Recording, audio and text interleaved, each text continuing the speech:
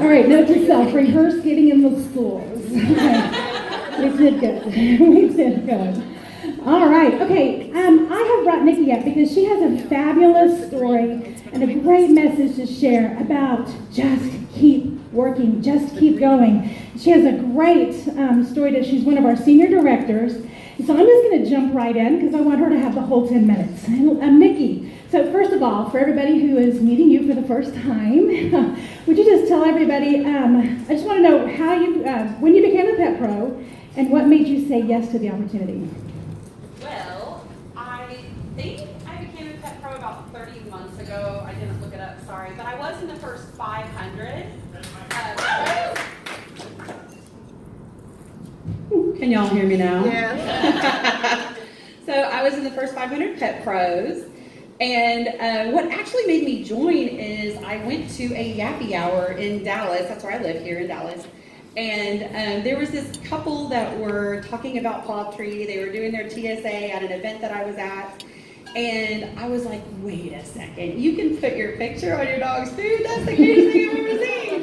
And so I just fell in love with the product first, and the opportunity then presented itself as it naturally does, and I was on board from day one.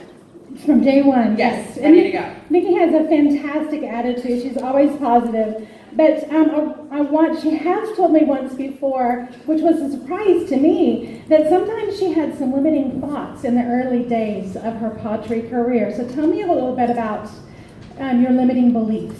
Oh yeah, when I started with poultry, I really just thought that I would do this part-time and I would never be able to have a team. That I would never really do any kind of promoting in the company. I would just do it as a side business. And so that's what I started doing, and I sold to my parents and a few random friends, and that's just what I believed would happen at first. And then something changed. What happened? Something changed. Well, I had a life coach, and I was really wanting to just do more with poultry, with everything in my life, obviously. And she's like, what if you could? What if you could have a team? What if you could build this business? And so we just literally changed my mindset. It was literally just changing my mind at that moment. And all of a sudden I was like, wait, what if I could? And so I literally just started consistently working from that moment, and everything changed. Just everything completely changed from that very moment. Tell them about the letter you wrote to yourself at that. Oh yeah, so my life coach made me write a letter to my future self that I was to read in 6 months' time. And it pretty much was this letter that was like, hi, Senior Director Niki, I'm so happy that you have your 10 pet pros, and you're so cool. Like, I was really kind of patting myself on the back. And it was really cool in that I read it 90 days later, and you guys, I had surpassed all the little stuff I'd written to myself in 3 months instead of 6. Yeah. It was all about a change in your mindset. Absolutely. Believing, I can do something. I totally can do this. Yeah. I love this. So I also know that I believe this is your first pawFest. It's my second, but your first one, yes, your first leader one. Yes. But your first pawFest was way different than this year. Oh my gosh, you guys. So Trish knows, Elka knows, Christine knows. You guys, y'all were all strangers to me last year at this time. And now, I can't hug enough of you. Like, there's so many of you sitting right now. I don't even know who I'm right now. So I'll come hug you in a minute. But it's so cool to be a part of this family, you guys. And to just have walked in as a stranger and have, like, seriously, Trish just embraced me. There are not enough names. All of you just embraced me as one of your own. And it's such an honor to be part of the family now. And it's just amazing. It's absolutely amazing to be a part of the culture of poultry and see all these familiar faces in the crowd this time. Yeah. It's awesome. And I believe you've told me before that it's also made a difference in how your attitude changed about the company as well, and just your encouragement and support that you've gotten from everybody. Hello. Yes. I mean, no paw left behind. That girl back there. So many of you guys have just absolutely helped me, and because my upline is no longer really active in the company, so you guys have just been really great adoptees and adopters and helped me get through this, and I really appreciate all of your support. And I want to pause. I'm going to surprise her because this question is not on the list that I gave her to rehearse, but it's okay. We've talked about this before. So she said something really important there, that her upline is no longer engaged in the business. But that has not been a reason for her to just pull back and say, well, I can't do this, right? Right. Y'all wouldn't let me. Yeah. And that's the point. You guys, your support means so much. You may not recognize how much your support means. You guys are the leaders in this room. And there are more Nikis that are going to be here tomorrow. They're here for the first time going, I know we've got a lot of first-time leaders too, but you have people who have just joined the business in the last couple of months going, I don't even really know what I'm doing here, but someone told me to buy a ticket and here I am. So I just wanted her story to be an encouragement to you. You guys make a huge difference. Reach out.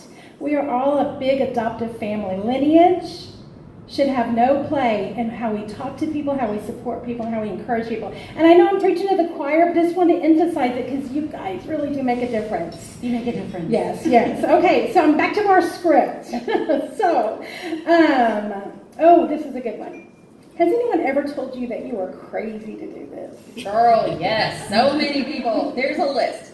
And including my own parents, you guys. It was kind of funny. They were like, honey, really? Like one of those direct sales companies? But they still bought the product. But I think that that's so funny that people will just tell you that it's not working until you show them different. That's right. Show them. I don't have to tell anybody. You just show them what's going on. And now my parents are my biggest supporters. They're amazing. That's awesome. Yeah. So I wanted to ask her that question because I've heard that before. I've experienced it myself in the past, and it's really important to know. So, okay, this is a fun tip. I want to make sure we have time for this one. She shared with me this is a fun tip that she uses to help start conversations. It's about FIDO. Can you tell us about FIDO? Oh, yeah. Okay, so some of you probably go to networking meetings, right? I mean, got to give your little 30-second commercial. And so I have kind of this thing that I do. I'll take a little missing poster with this little guy, Fido.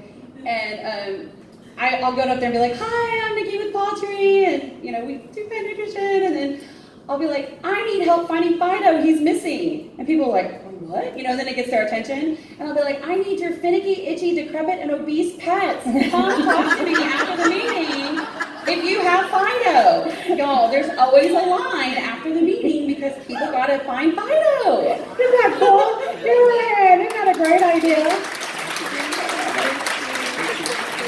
So we're all looking for Fido. We're all looking for Fido. All right, so Niki, we have a couple minutes left. What is one message just for our leaders that you would like to share with them? Well, just to backtrack a little. So last year when I came, I was a pet pro with the company. I was making minimal commissions with the company. I was just doing my own little thing. And I got such encouragement here. It just caught me on fire. And I got crazy excited about the business. And so I started out, and I was a little discouraged occasionally because I'd be trying, and I just wasn't getting the response I wanted, or it was, it was rough. And Brett actually was kind of touching on that, I think. Like, you're going to spin your wheels for a little while, and Elka calls it pushing the car uphill. Got to push that car uphill, right? And then suddenly it kind of evens out and starts rolling down the hill, and you're like, oh, this is what I was working for. So the biggest thing for me is just slow progress is still progress. You're still doing it. So just don't give up and just do that slow progress. Can y'all give her a big round of applause? Isn't she awesome? Inspirational. Thank you so much.